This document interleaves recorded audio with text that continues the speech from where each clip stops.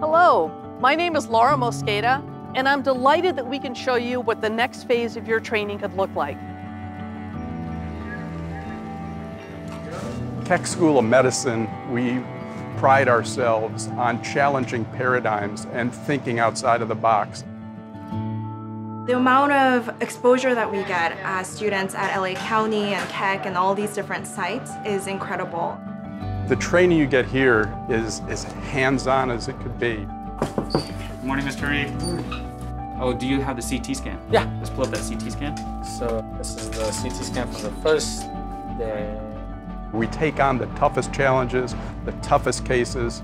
We take on the biggest questions for research to try and make a difference and improve human health. We are smack in the middle of it all, right here in this health sciences campus. So we have a county hospital right across the street that has incredible, not only inpatient, but ambulatory facilities. Right across the street in the other direction, we have our Keck Hospital with wonderful ambulatory and outpatient surgery sorts of facilities. Then on my right, we have our Norris Comprehensive Cancer Hospital. And then just across the street, we have our major research buildings too. This one is unique because it's for cranioplasty. Research and education are really the foundations upon which everything else at the School of Medicine is founded on. You have multitudes of opportunities to do bench work, clinical research, translational research, and really take your work from the bench side to the bedside. Hello. Hi, Lauren. How are you doing? I'm well, thanks. This week, in fact, we've had a sickle cell patient, an aplastic anemia patient who came for treatment. We get TTP patients. We have 3 to 5 autologous stem cell transplant patients on at any given time. I've been here 44 years, and there's 2 common foundational principles. Number 1, patient interest supersedes self-interest. This is absolutely critical. Your levels are coming down, looking good. So you're thinking discharge? Yeah, I think you can go home today. The second is that this is a teaching center, and we talk about the very famous professors that are here to teach you. But the one thing everybody learns is that the master teachers are the patients themselves. And so, sir, we're going to show you what you actually had before and after. Okay. This is what you came in. That's what you came in with. Nearly locked out that entire lung, right? Yeah. Oh my gosh. You must have a passion. Part of your mission is to take care of the underserved. We are serving the underserved. We are serving those that are more socioeconomically advantaged. But essentially, you want to serve everyone and everybody and serve them the same, regardless of who they are. So who's our next patient? In here? Yep. Let's go. These are the patients that, it's not just a pleasure to serve, it's an honor to serve. They're my people. I see myself reflected in the population. I really wanted to come back home in more ways than one. This could be my mom. This could be my dad. This could be my uncle. And no other place could afford me that opportunity besides here. It's been the most challenging and rewarding thing I've done in my life, being here. I've been pushed in ways that I didn't think were possible. We're looking for that spark in a person that's going to become a good physician who's going to put the patient first. Can we get Dr. Diggs in here, please? Can we get some backup? No matter how dramatic this scenario is, it's something that happens. Patient just went non-responsive, her blood pressure dropped. We are pretty much in the ORs from day one. We do cases that other places just read about in textbooks. You really want to care for the caregiver. Our goal is to prevent burnout before it even happens. Takes about 8 months till you start thinking, I can do this, I can master this. Do you see anything worrisome at all? Anything new? No, I don't. This is not a movie, this is for real. Can you show us 2 fingers? It's really important that not only do they listen to what the attending has to say, But equally important, the attending needs to listen to what the resident has to say. Show me where your pain is. We're here to learn. There's no dumb questions ever. We really want an inclusive environment where you can be the thought and the change leader on our campus. If you come to USC, you will be part of a close-knit, collaborative Trojan community. It's so important to know that you're part of the Trojan family. That's not just a catchphrase here, it's something that we really mean. We care about the people who are here. We care about you after you leave. It's a lifelong commitment on our part.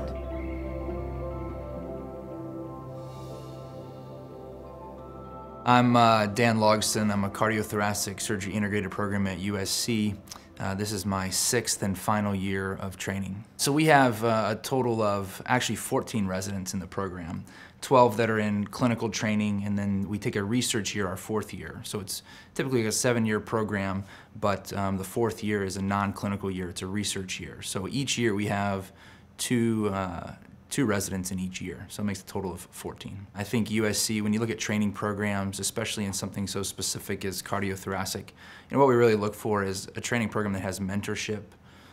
Case volume is always a concern, but I think most programs across the country have case volume, but it's really, with those cases, are you actually getting to perform them? Are they walking you through a stepwise fashion in terms of how to learn how to do a case?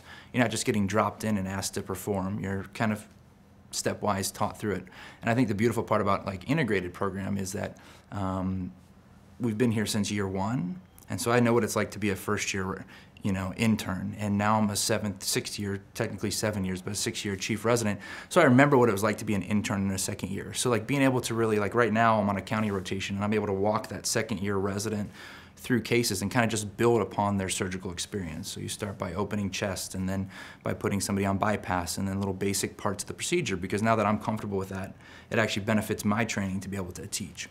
And so I think that's kind of the power of the USC program, is it's really built around the people. The cases are there wherever you go, but what really is important is, one, the mentorship you get from faculty, which I think is unparalleled, which is one of the reasons I'm here training. You have Dr. Craig Baker, who's our department chief. You have Dr. Starnes, who's the department chair, who's also a cardiothoracic surgeon. And then the other staff that we have, it's a lot of hands-on teaching, clinical training that you just don't always get from a faculty. And then from the resident side, a lot of the teaching is required of the chief residents and the senior residents to educate those before us. And having gone through that, you really need to kind of know where they are and what they need to learn to get through that. So that's the biggest part of this, is the people that are here. You reach a certain level of comfort which you don't think you'll ever get to, but you do, to where you're comfortable helping somebody out of a problem, so you're okay if they get into it. And that's part of learning. If you have a kid, I have a 5-year-old son, it's he's got to get into some mischief to learn how to get himself out of it. As long as I know that I can get him out of it and he's relatively safe, that's the best learning opportunities. We do over 1,000 cases at USC. At Huntington, we're doing probably 250 to 300. LA County is probably another 200. And then if you include Children's Hospital in there, which is another 12 to 1,500 probably cases, you're looking at almost 2,500 to 3,000 cases. Plenty. We have 4 institutions that we train at here. Our university hospital, which we refer to as Keck, is a tertiary care center. So we see a lot of the complicated cases there. Ranges from our transplant programs of heart and lung, ventricular assist devices, and then what we call extracorporeal membrane oxygenation, which is ECMO for short. So these are some of the sickest patients that cardiac surgeons take care of. And then on top of that, we do a lot of redo operations there, a lot of complex valvular surgery that doesn't happen out in the community and gets referred in. And then our other 2 adult hospitals, we have Huntington Hospital, which is a private hospital. And there you're going to get kind of the experience of more of a private practice surgeon. You're going to get a little bit more of your typical bread and butter cases there, valve surgery and coronary surgery. And then the county hospital is kind of the real gem here, because it has a mix of the complicated cases, because you see patients that oftentimes haven't been medically treated up until the point that they come in. So you see disease processes that are very far progressed, especially one thing that we see a lot of is rheumatic heart disease. It's not seen a lot of other places, but is seen here just due to our patient population. And then on top of that, as the resident over there, you're in charge of everything. So you're in charge of the intensive care unit, you're in charge of getting the patients into surgery, taking care of them after surgery, and then also seeing them in the outpatient setting. So it really is, I've kind of adopted it as my own practice when we're over there. And we typically rotate, we'll do 4 months of adult cardiac surgery at Keck Hospital, we do 2 months of adult cardiac surgery at Huntington, 2 months at County Hospital, and then our second and third years we actually rotate as a junior resident over to the Children's Hospital for 2 months each that year. So that's a total of 4 months of children's. And then each year we also incorporate in thoracic surgery. So oftentimes people forget that, oh, people think of just heart surgeons as heart surgeons, but we also do the lung and esophagus. So our third year residency program, we actually are the chief resident at the county hospital. So our third year of residency, we're responsible for all the lung and esophageal cases that go on at county. So that's really your first introduction to kind of being in charge, having all the responsibility fall on you. And I don't think there's a program in the country that does that. And there's so much growing pains that occur with that, but it can become some of the best 6 months of your training. And so we do the 6 months of thoracic there, and then we come back to Keck Hospital and do a total of 2 months of thoracic, so each of our 4th, 5th, and 6th years. So it turns out to be a total of about 12 months of thoracic surgery as well, on top of the cardiac training that we discussed. I think residency is just full of growing pains, and you don't necessarily always realize it when you're in it. You realize the weight of what you have to know and how excellent you have to be every day at what you do. And so, and after third year, I mean, you still have some of that. You have some of that when you hit your 4th year, because it kind of happens in the cardiac realm. You go over to Keck and you become a kind of a chief resident over there, responsible for a very large service of many different attendings with very sick patients. And so you really start to feel the weight of it. And then over time, you start to realize that, oh my gosh, I'm actually learning this. And then when you kind of hit your stride, kind of where I am now in my chief year, you know, there's still a lot to learn, but there's a lot of information that you realize you've collected over the last 6 years that you're now applying, and you realize it's almost like, I always relate it back to playing sports. At some point when you first start playing a sport, it's very fast. You watch an NBA basketball game and those guys are all over the court and you're like, how are you even following the ball? Or watching hockey players follow a puck. It's really hard to do, but at some point that game slows down to them, so where it's almost like acting in slow motion. And I think it's the same thing in residency. You start to, you know, at first everything's coming at you and you can't visualize all that's happening, but eventually you start to see the plays develop in front of you, and it slows down. And that's when it becomes really enjoyable and you can really start to make the key decisions that impact outcomes long term. One of the hardest parts of residency, and even in medical school up to this point, is just not losing yourself, not losing your health. 7 years is a marathon. This isn't a 6-week or, you know, 3-month course in college. I mean, this is your life. This is 7 years.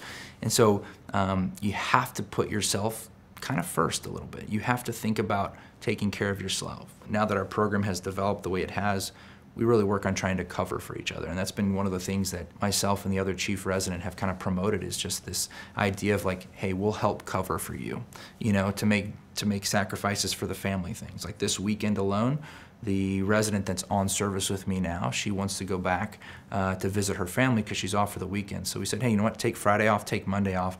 I'll work on covering the rest. So we just kind of take the burden a little bit from each other. It kind of perpetuates this idea of, hey, you know what? Family is priority. Your time off is priority because you have to take care of yourself. Once you've done a residency or a fellowship here, you are ready for the next phase of your career. And that might be going into clinical practice, it might be going into academia, it might be going on for more training. Whatever it is, be assured that you are going to be the most well-prepared person possible for that next part of your career.